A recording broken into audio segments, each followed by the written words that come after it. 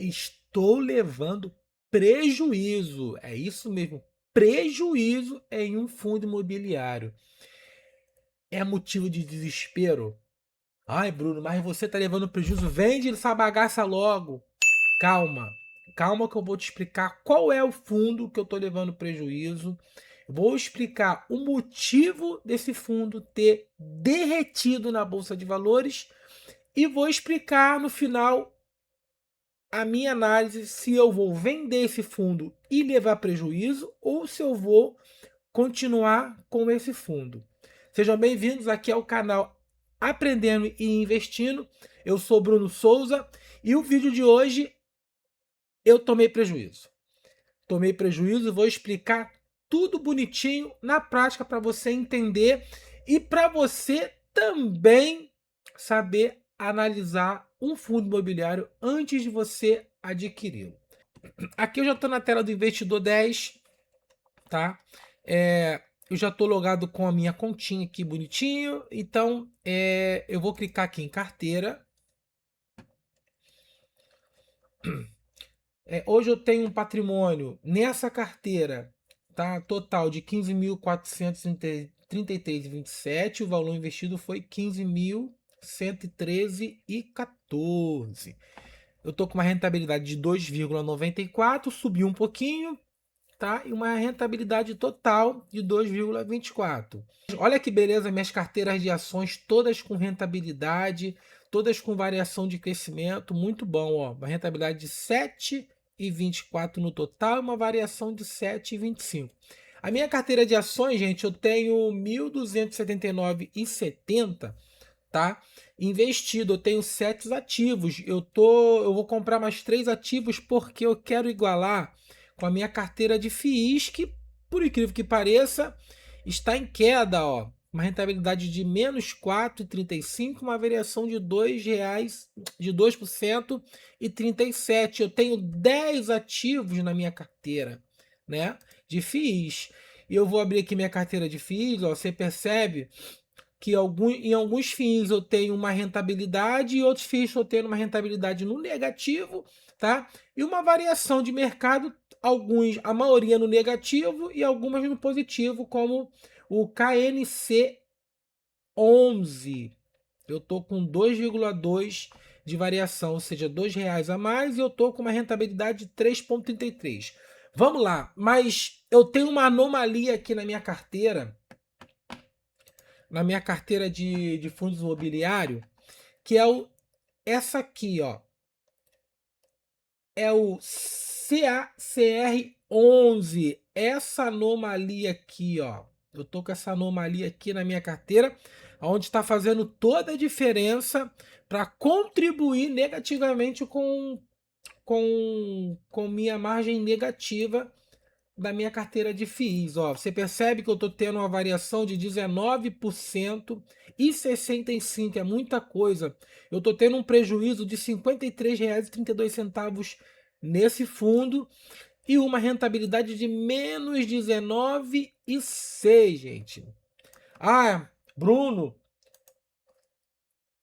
mas é motivo para você se preocupar, você está tendo prejuízo. Eu estou tendo fundo imobiliário porque a Selic está alta, guerra na Ucrânia, o Trump atacou de novo o Irã e outros fatores, né, politicamente, mas hoje eu vou explicar para vocês exatamente esse fundo, CACR11. Antes de mais nada, gente, deixa eu só explicar aqui uma coisinha para vocês. Esse fundo é um fundo de carteiras recebíveis imobiliárias, é um fundo de risco, tá? Uma dica: quando o fundo paga um dividend yield muito alto, igual esse aqui, ó, de 54,36, é para a gente ficar de olho aberto.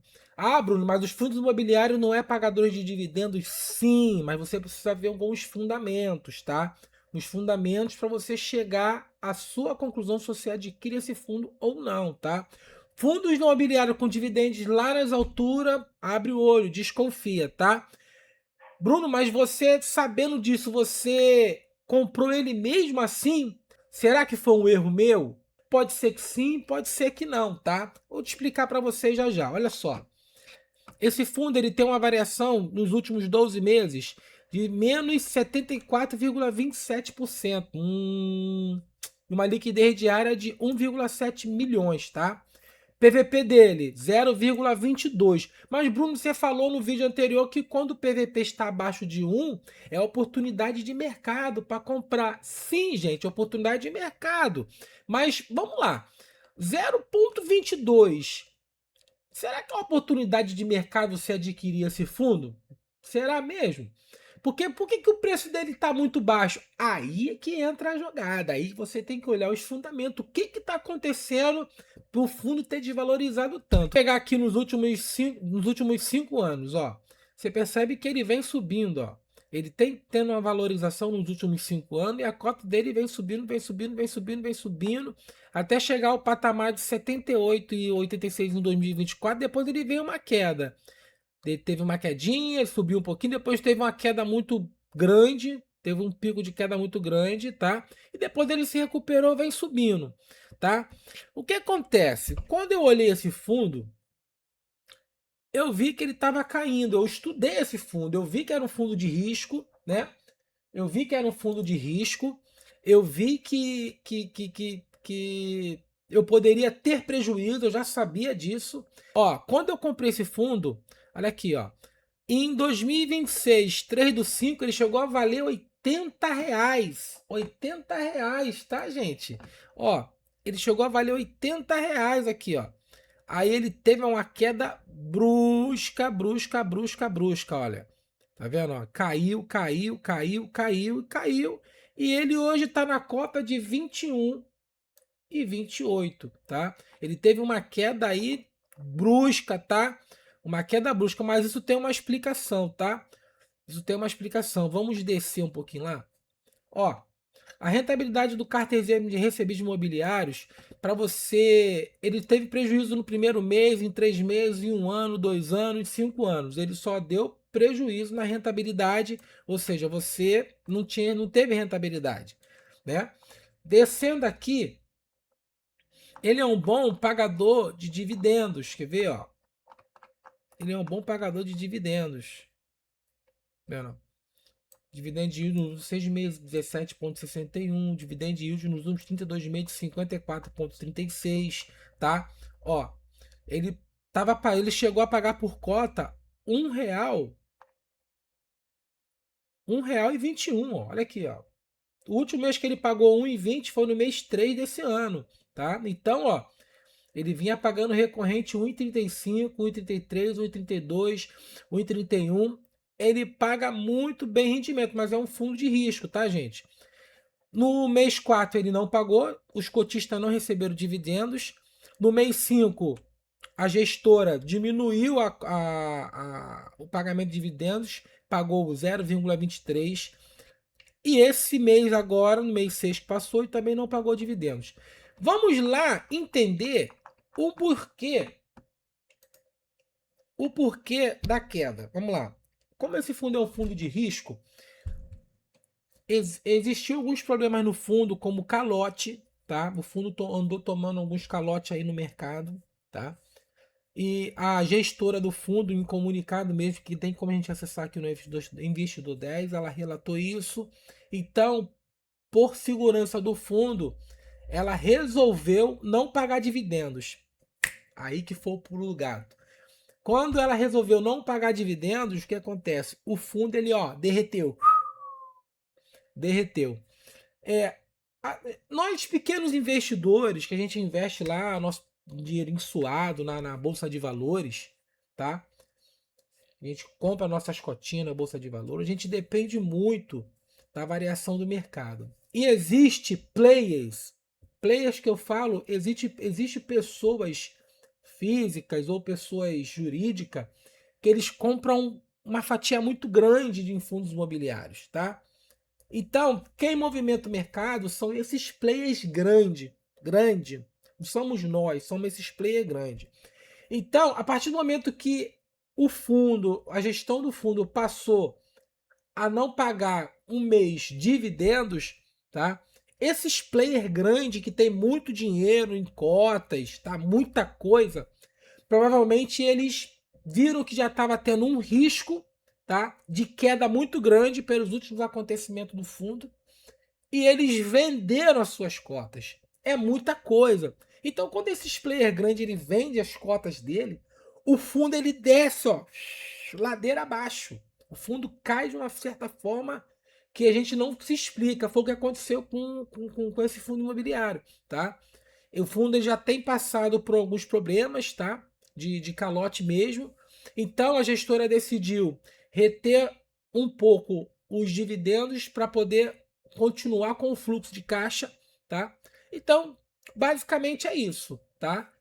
O fundo está passando por problemas, já não pagou os dividendos do mês retrasado, tá?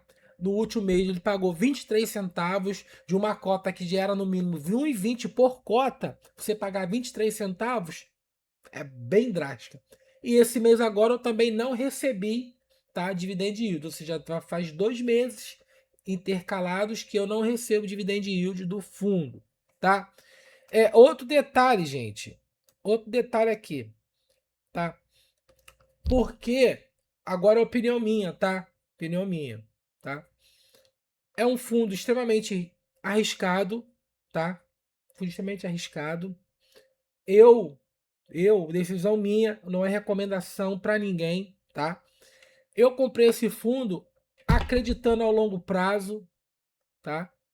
Que ele vai se recuperar, porque eu comprei ele já na queda. Aqui, muitos cotistas ganharam um prejuízo tremendo, tá? Para quem comprou na alta aí, com preço de R$ 77,96, com preço de 80, preço de 60, tomaram muito prejuízo, tá? Eu comprei esse fundo na baixa, tá? Eu comprei ele, eu paguei no valor de 25 e pouco na primeira queda. Aí teve mais queda, aí eu comprei ele a 21, comprei mais um pouco a R$ 21 e alguma coisa na segunda queda, tá? Eu tô lá no negativo como eu mostrei para vocês, mas eu já comprei ele na baixa, tá? Então, esse fundo eu penso ao longo prazo e esse valor investido é um valor pequeno, é um valor baixo, tá? Que assim, eu não fico preocupado com esse valor, tá? Então eu acredito que ao longo dos anos, ao longo do tempo, o fundo possa se recuperar, apesar de que as expectativas não é muito boa, porque eu tenho lido o relatório mensal lá, o informe mensal do fundo, da gestora, e com esses problemas de mercado, de Selic alta, guerra daqui, guerra para lá, vem também eleições, então assim, é complicado, gente, complicado. Eu não sei o tempo que vai demorar para esse fundo recuperar, entendeu? Então, assim, é ao longo prazo, tá? Longo prazo. Eu de vez em quando eu vou ali, compro duas cotinhas, vou jogando pouquinho, pouquinho, pouquinho, tá? Então, a longo prazo. Sabendo que é um fundo arriscado, é um fundo que eu posso ter prejuízo total. Eu tô sabendo tudo disso, tá? Eu tô sabendo de tudo, tá? Mas eu não estou preocupado. Eu ainda acredito que o fundo vai se recuperar. E se o fundo se recuperar, ele vai voltar a subir, vai voltar a valorizar, né? E é isso aí. Investimento em fundos imobiliários, investimento em renda variável é isso. Você tem que estar preparado para a queda e você tem que fazer diversificações. Você tem que ter uma gama de ações, você tem que ter uma gama de fundos imobiliários. Hoje na minha carteira eu tenho 10 fundos imobiliários, tá? Vou mostrar aqui para vocês, ó. Eu tenho 10 fundos imobiliários na minha carteira, ó. Tá vendo aqui? Eu tenho uma variação. Ó, eu tenho 7 ativos de ações, ó. Eu tenho 7 ações, eu vou adquirir mais 3 ações para ficar com 10. Eu tenho 10 ativos de fundo imobiliário. Eu tenho os estoques também, que é investimento na Bolsa dos Estados Unidos, tá? Também tenho. Eu adquiri ontem criptomoedas, um valor bem pequeno de R$ 100,39, tá? Eu comprei criptomoedas bem pouquinho, comprei bitcoins e ethereum, também tá aqui, ó, tá? Vou investir bem pouco, tá? Sem botar muito dinheiro em criptomoeda, até porque também não tenho tanto dinheiro assim, né, gente? Eu também tenho os ETFs internacionais, tá? Que é É como se fosse uma renda fixa, mas lá em dólar, né, nos Estados Unidos, tá? E minha renda fixa, que eu tenho lá na caixinha do Nubank, né, que é um valorzinho aplicado lá. Então, gente, é isso.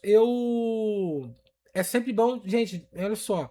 Se você quer começar uma carteira, diversifique. Você não aporta tudo em um ou dois ativos. Você tem que ir aos poucos, aproveitando o valor de mercado. Você não chega, eu tô com 10 mil para investir, chega e bota 10 mil em dois ativos. Não, não é assim.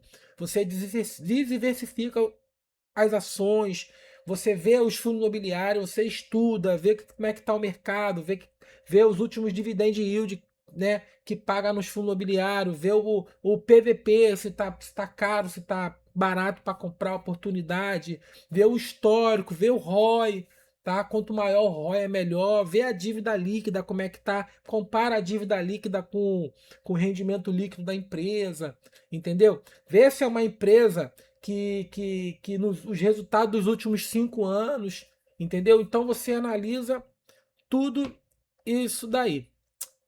Então é isso, gente. Então é isso. Mais um vídeo do canal. Te segura e vem. Segue aí, tá? Dá aquela força. O canal é novo, preciso da ajuda de vocês. Dá aquela força. Põe nos comentários de onde você é, a sua dúvida, tá? Diz aí se você está investindo. Segue no canal aí, aprendendo e investindo. E vamos nessa jornada junto comigo. Valeu!